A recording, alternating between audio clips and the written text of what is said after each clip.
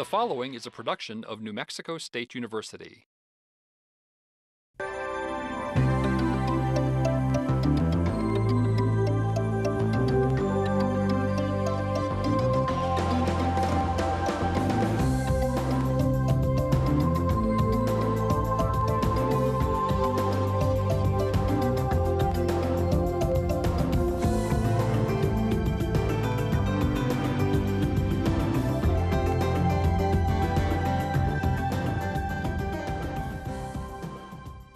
Welcome to the VIGA Show, Vegetables in Great Abundance. My name is Kari Bachman, and I work at New Mexico State University as a nutrition educator. This series is featuring farmers markets in New Mexico and all of the wonderful vegetables that we can buy there. Now today, we're actually going to be looking at some of the items that are available in your winter market. And you might be watching this show and it might not exactly be winter anymore. But don't worry, you can use different ingredients and make a very similar dish, and I'll explain how you can do that as we go along. If you've never been to a farmer's market, I really encourage you to go. Take the kids as well. It's just such a lot of fun to actually go and meet the growers of the food that we sometimes take for granted. We often shop at the grocery store and we don't really notice that food comes from a piece of ground and a specific person who's grown it. And that connection is something that we can rebuild when we visit the farmer's market. Also, the food that we get there hasn't traveled for miles and miles, so it's going to be a lot fresher. And sometimes it's even going to be healthier because it's maintained its nutrient levels better. Now, one of the things with vegetables, a lot of times children don't like to eat them, and this show is going to give you lots of tips and ideas on how to actually encourage your kids to enjoy vegetables and to enjoy preparing them as well. Vegetables are something that is for the entire family, young and old alike. Now, we're going to focus, as I said today, on some winter vegetables. And what we'll do is we'll go to one of the farmers markets here in the Albuquerque area, and we're going to visit with some of the growers at that market and then come back to the studio here and prepare those foods into a healthy sauteed kale recipe. Now, in New Mexico, we've got a lot of farmers markets. So if you don't live here in Albuquerque, don't worry, you can find a farmers market in your local area. And we'll show a number at the end of the show if you'd like to figure out how to contact those people. I hope you enjoy the show today. Let's get started and visit the market.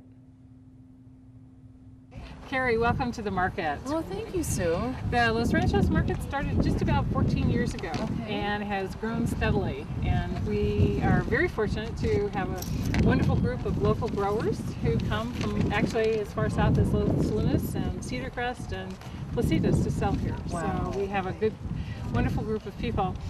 Our season starts May 7th, runs every week through the end of October, and we're here from 7 to 11 in the morning. Okay, and it's always on Saturday. It's always on Saturday. We try to have lots of special events to appeal to all ages of people. And we have face painting for kids and free recipe sheets so that you can get a coloring sheet with recipes on it for kids to help with snacks. And we have a variety of different types of food, so you can do your whole menu shopping here. I'm visiting here with Dan, who's a friend of mine and also a farmer. He also happens to just be the president, I'm trying to remember the name, president, I guess, of the board of directors of the New Mexico Food and Ag Policy Council, which is a great group that combines a lot of people, nutrition people like myself, farmers like Dan, folks in industry, people in education, and really looking at food and agriculture as in the big kind of systems picture. And as I said, Dan is a grower here, and I've had my eye on your kale for a while this morning. I'm glad you still have some left. We have some left. Well, tell me, Dan, you said that this overwintered. So Yes. how is the flavor going to be as a result of being in the cold weather? Well, the great thing about either root crops or greens that make it through the winter, through the season, are really sweet this time of year. I mean, typically what makes some of these more bitter or more acid, oxalic acid, like in spinach, Right. is the heat. Okay. So we haven't had any heat to speak of. So we've had warm weather now, and they're really starting to produce again, and they're very sweet. They don't have that Wow. oxalic acid. They don't have that tartness, if you will, Uh-huh. bitterness that they will get as the season progresses. And that's something that's sort of an acquired taste, I think. People who didn't grow up, like as I did in the South, where we ate kale and other kinds of greens, they're not used to that. So it's a perfect time of year to try this new crop, try a new food, and it's sweet, and you'll develop a taste for it. Well, we were just talking about I used to do educational things with kids in schools. We'd go cook, and I'd always take chard and kale because the kids, it's an immediate reaction of, oh, what is that? And then it's like, oh, they either know it and they go, oh, I don't eat that. And so we cook it, we cut it up, we saute it together, and then they eat it. Oh, wow. And they go, wow. And then the parents come in and the kid goes, we just ate some chard, and the mom's mouth drops down, and the dads are going, you ate chard? They look at me and go, how did you get them to do that? Well, it's really an issue of simplicity of preparation, which is, either throw it in a steamer. I actually prefer sauteing it in olive oil, either with onion or garlic, because you can cook it as much as you want, but the flavors come out so much more when you saute it. Right. No, And they it's really so do. simple. Even people on a limited time, cooking, spending time in their kitchens, can cook greens. And I tell people, once you've got it in the pan, if you shut the heat off and put a lid on it, then you can adjust how long it cooks and eat it. Some people like it real crisp, firm like this, and other people like it a little more wilted down and cooked. Exactly. Once you've got the lid on, you can stop it at any point. Exactly. And that's, how to eat greens of any kind, whether it's collards. You can't even buy and sell collards here. I mean, so few people understand what collards are. Really, and that's a shame. I mean, collards are something that actually are less bitter tasting than kale. Yes. And so they're a little bit easier to get a taste for. Yes. I kind of like the two mixed together. Oh. Actually, it makes a real nice combination. It's kind of like with the carrots, anything in the ground too this time of year. The sweetness, there's none of that shipped in from far away taste. Right. Because they're fresh. They did just come out of the ground yesterday. Wow. They're rich, they're full-bodied. I just can't say enough good things about greens and early spring vegetables that come out of the ground. It's so amazing. Well, it's funny. I think a lot of people this time of year think, well, what vegetables are there even to eat? Right. And actually, it's one of my favorite times of year. I'm a little sad when the summer comes because we don't get to enjoy these winter greens. You have to wait again until fall. Yeah. That was really fun getting a chance to visit with my friend Dan and his wife Vicki, and getting a chance also to look at the kale that they grow. Now, I actually went there to their house last night and picked up some kale so it would be nice and fresh for the show today. Let me show you what it looks like coming out of the ground. This is some kale that was planted a year ago, and you can see it really looks almost like a tree. You can tell that on the bottom, this is where Dan and Vicki have been harvesting the leaves, and then as they harvest, it continues to grow up on the top. You can see that it's almost about time to harvest this plant entirely because this is what's called bolting. The plant has actually started forming these flowers here, and if you look at them closely, they look a lot like broccoli. Well, that gives you a clue. Kale is in the same family as broccoli and cauliflower, and it's also, like broccoli and cauliflower, very, very healthy. So it's something that we really want to encourage our children to learn to like at a young age. And there's no better time to do it than when it's winter and these crops actually taste really sweet. So we've got two kinds of kale here today. This one that I'm holding that looks like the tree, this is called dwarf blue. It doesn't look very small right now, but that again is because it's a year old, believe it or not. This one right here, which is a little bit different color and a little more frilly leaves, is called Russian red. And they have actually different flavors. So you'll get a chance when you're cooking with these foods. Remember the greens, even though we call these cooking greens, you can also eat them fresh. Especially when they're real small and tender, they can go straight into salads. That is amazingly sweet. That could go into a salad, even right there. Now, you might wonder, how are we going to wash this crazy vegetable? Well, what you can do is really start with something that's a little bit smaller and more easy to handle. And I've already washed this one, but I'll demonstrate to you exactly how it works. You want to use a little bit more water than this, but actually immerse it all the way in the water and kind of swish up and down like this. Once you've gotten it clean, it's really very easy to prepare. You can just take a knife and kind of chop off the stems where they meet, or chop off the leaves where they meet the main stem. The idea here is you want to keep as much of this main stem as you can, because that's a really nice part of the plant to use. Some people don't use that part, they only use the leaves, but I really actually like to use the stems as well. And then I'll demonstrate here, chopping kale is really pretty simple. Of course, you want to chop correctly, make sure that you're not chopping fingers into your kale. But you can see, just bite-sized pieces is fine. Some people even like to leave it a little bit larger. Kale is a vegetable that's been eaten for many, many years. The Romans and people in medieval times really enjoyed it, and I think you'll find that your family enjoys it too. Let's go ahead and put this in with the rest of the kale I've already chopped.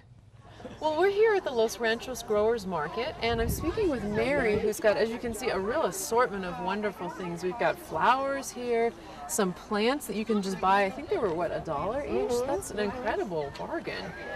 Some dried catnip and rosemary. Looks like some arugula. Right. And over here, some pecans. No, those are walnuts. Walnuts. We have a very wow. big walnut tree. That's incredible. Yes, and we go and pick them out of the garden all winter long. Now, and you don't see walnuts that often in New Mexico. You kind of more think of pecans or pistachios. There's quite a few in the valley. Is this a black walnut or No, an English that's an walnut? English Okay. walnut. And Right. the outsides are not that hard to crack. Wow. You know, we may need to actually get some of these for our salad, or maybe for even our kale dish that we're going to make here. I was so excited to actually see walnuts at one of our farmers markets in New Mexico. You know, I come from the southern part of the state, and pecans is really the more common nut that we see there. But to actually have homegrown walnuts that we can use in our dish today, it's really a lot of fun. Some of you may know how to use this. It's a nutcracker, and this is another way to get your kids involved in the food preparation. These are a little bit hard to crack, and it takes a little bit of practice. But you can see that, woo, once you crack it open, the shell sometimes goes flying. It's a nice activity to do outside for that reason. Let me crack it open just a little bit more here. Okay, and you can see, once you open a nut, pecans are similar. You're going to have this inner shell, and then inside, you've got this nice, what they call the nut meat, or the edible part of the nut. So that's the part that you're going to want to keep. You can't really eat this other part of it here. It's just too chewy and too hard for humans to digest. But what you can do is, once you've got it cracked, use the nut pick and just gently try to get the nut pieces out. It's a real art to doing this. I don't have it down by any means, but you can see why having whole nuts in a pie is really something that used to be very prized as a skill. Now, a lot of you may be saying, well, why are we eating nuts? You know, nuts aren't really that healthy for us. Actually, nuts are quite healthy. They're high in calories, as you probably know, but they're high in healthy fat for us. The other thing that they also have is a lot of protein. And so what you can see here, I'm not going to get the rest of this nut out, but you can see how long it takes to actually get a nut out of the shell. And if we ate nuts like this in this form all the time, we wouldn't be overeating them. And that's why it's always nice to have a bowl of local nuts on your table, on the coffee room table. The kids can actually, when they're hungry, take the nutcracker, have a few nuts, and they'll actually enjoy a healthy snack without overdoing it. Now, you may wonder, what is this going to have to do with the kale that we're working with? Well, it's one of the ways that we can make kale into a dish that children will like. They actually really like nuts a lot, and so it's a way to add something tasty to a dish that might not be so familiar. And if at first they don't like it, well, keep trying. Don't take it personally. It takes a while to like new foods. Let's go visit Mary now for the third ingredient in our dish. If you're familiar with ginger, it looks a little bit like that, but it's not. Can you tell us, Mary, what this is? Well, this is Jerusalem artichoke, and it grows in the ground in the winter and the spring, and you can pull it up and eat it that way.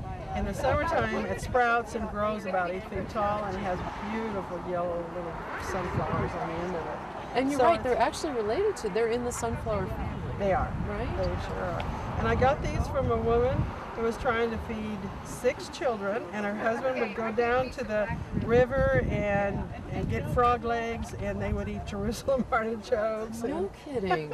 She had a lot of kids and not that much money, and that's where I first got started.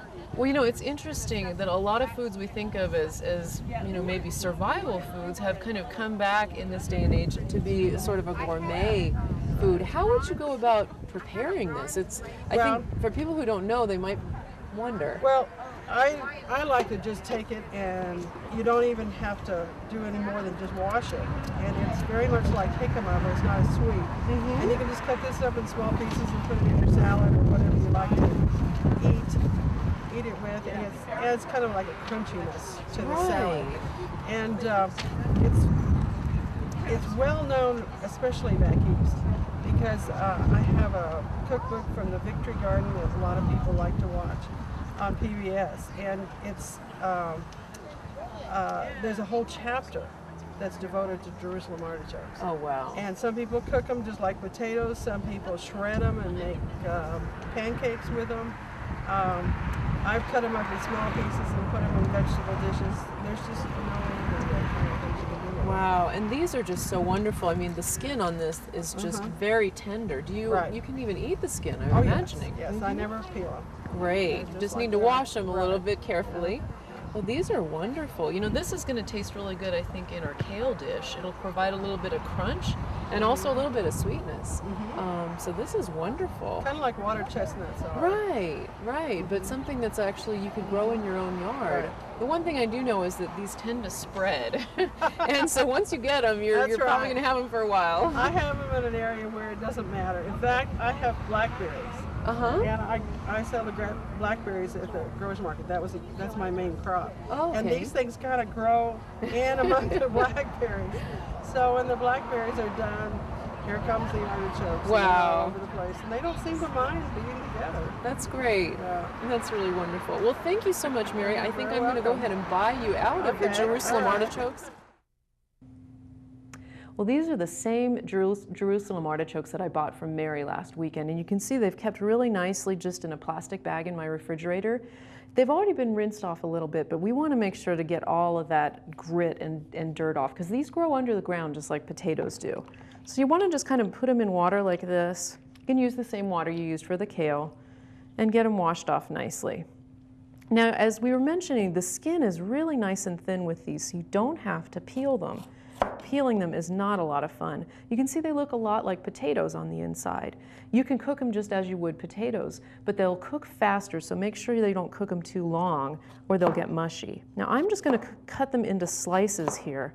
Texture-wise, when they're raw, they are like jicama or water chestnuts. Very nice, crunchy, delicate flavor. When they're cooked, you can actually get them to be a little bit softer, and you can even mash them. But they're just so beautiful. Once we've cut them, we're going to put them into here, which is water, to which I've added just a little bit of vinegar. That keeps them from turning brown. And then we'll put them back here on the side.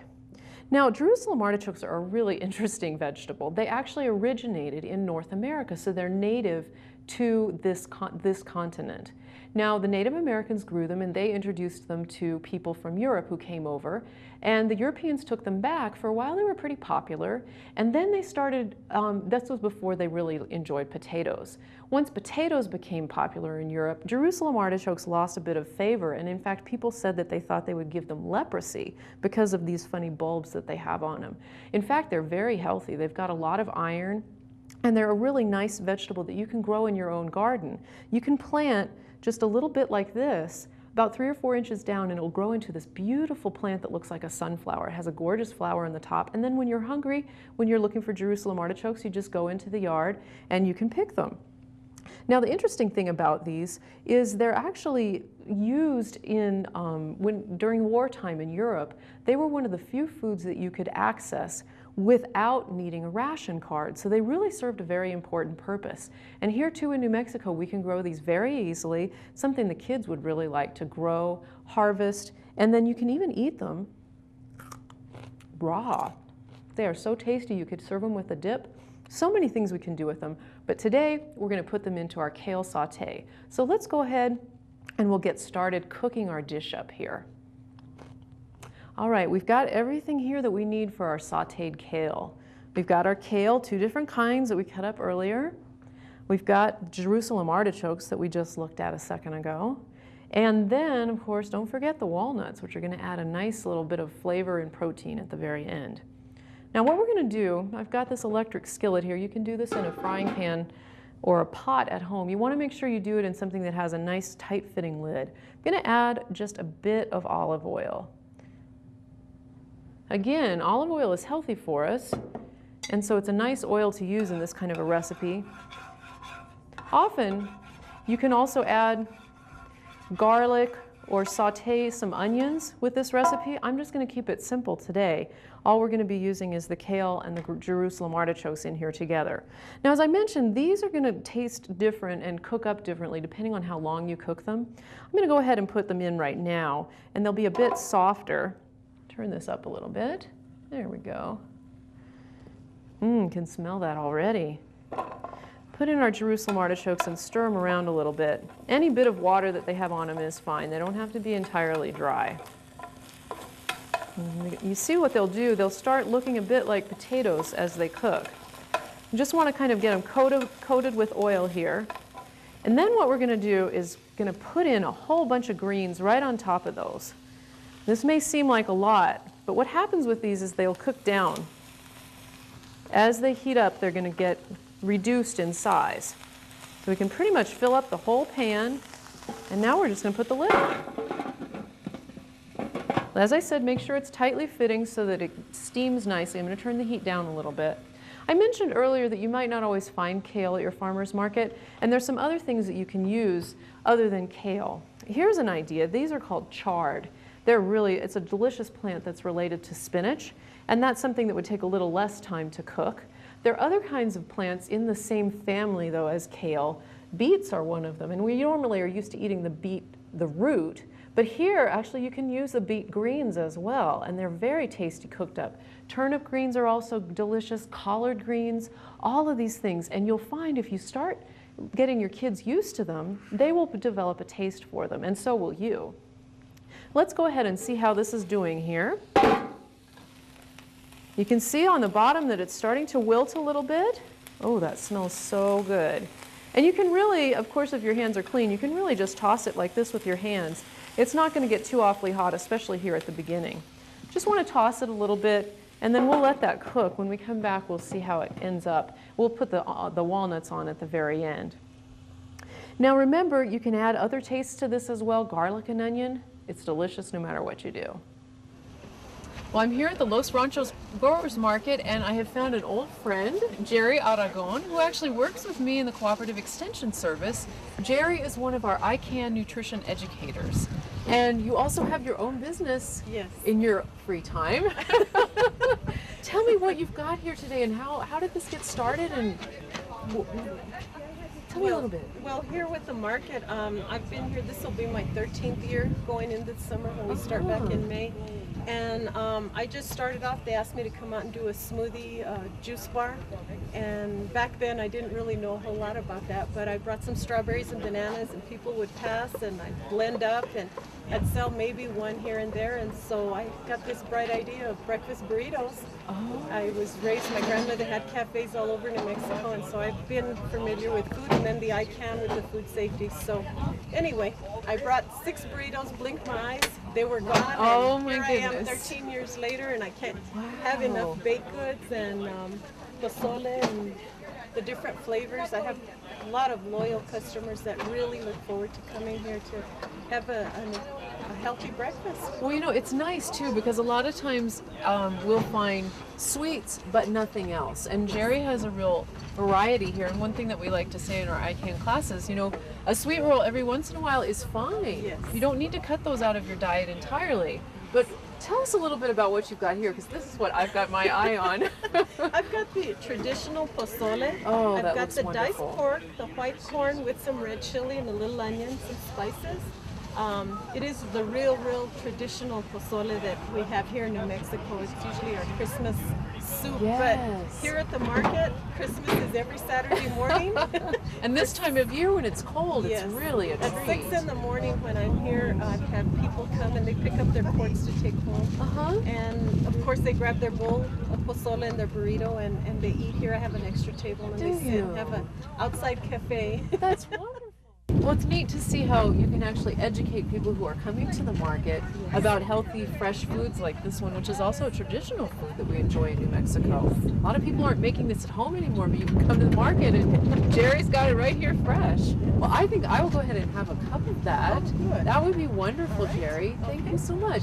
And while you're getting that, let me just explain a little bit about what our program does. I mentioned that Jerry and I both work with the ICANN program, which stands for Ideas for Cooking and Nutrition.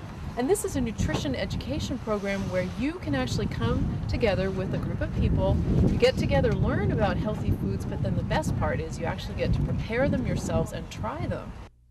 Well, so if I, for example, don't know how to make pozole, but I really enjoy it, I could come to one of your classes and learn? Yes, ma'am. Wow. Oh, that would be wonderful. And we know you're a wonderful cook, Jerry, so that's a real resource in our community here. We teach a lot of stir fries and a lot of the vegetables and fruits in our classes, so I've taught a lot of people in the community and more are welcome. Well, that's great. You know, as you see vegetables on our show that you'd like to learn more about, certainly this ICANN program is a very good resource, so please do give us a call. Thanks so much. Wow, that just looks spectacular. Let me go ahead and dish up some onto my plate here. You can cook this a little bit longer or a little bit shorter if you'd like.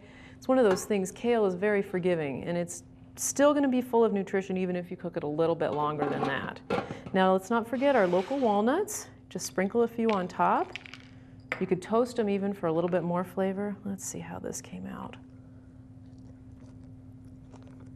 Oh, wow. Now that is tasty.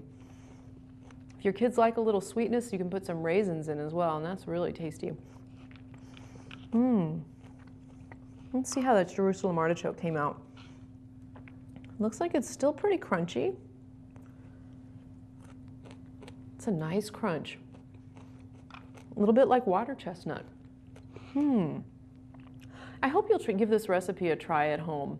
You know, and even if you can't find exactly the same foods at the farmer's market, you're still bound to find delicious things that you're going to want to try with your kids. Remember, it can take up to 8 times trying a new food before you actually learn to like it. So don't give up after the first time. You might try your kale sauteed like this. You could even eat it raw with some salad dressing. Try it different ways, and your family will actually over time develop a taste for it, and I think you'll really find that it's a part of your diet that you enjoy. Green leafy vegetables are so full of nutrients, and the farmer's market is a wonderful place to find them. Now, Jerry mentioned that we have nutrition classes, and I'd like to remind you to give us a call at the number you see on your screen if you'd like to learn more about the nutrition classes, find out where a farmer's market is in your area, or find out some more about healthy foods in general. Just give us a call, and I hope you'll tune in for the next show of VIGA, Vegetables in Great Abundance. We'll see you then.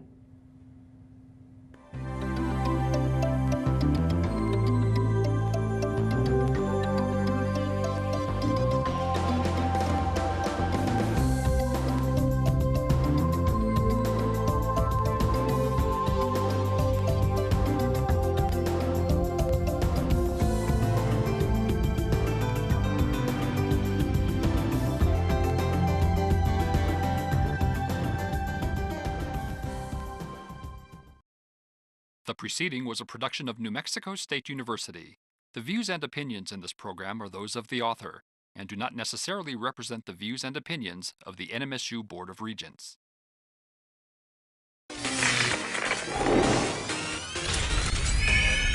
Exercising in space. At the Exercise Countermeasures Laboratory, we have a treadmill that's not mounted like your treadmill at home or in the gym. We put our treadmill vertically and have a runner running on his back. The purpose of this is to try to mimic the treadmill that we have on the space station. Everyone should be getting as much exercise as possible, but a reasonable amount that is suggested is an hour a day. The astronauts are allotted 2.5 hours a day, which sounds like a lot of time, but when you take out the fact that that time includes getting dressed, setting the equipment up, cleaning up, showering, so there's a lot of extra time for that. On Earth, we can do things like play sports and other things that are active for exercise that they can't do on the space station. It's a little difficult to have a football game on the space station. So we have them doing things like treadmill exercise, which basically so they can run. We have stationary bicycles. We have resistive exercises, which mimic lifting weights. Be sure to tell your teacher to visit the NASA Explorer School's virtual campus.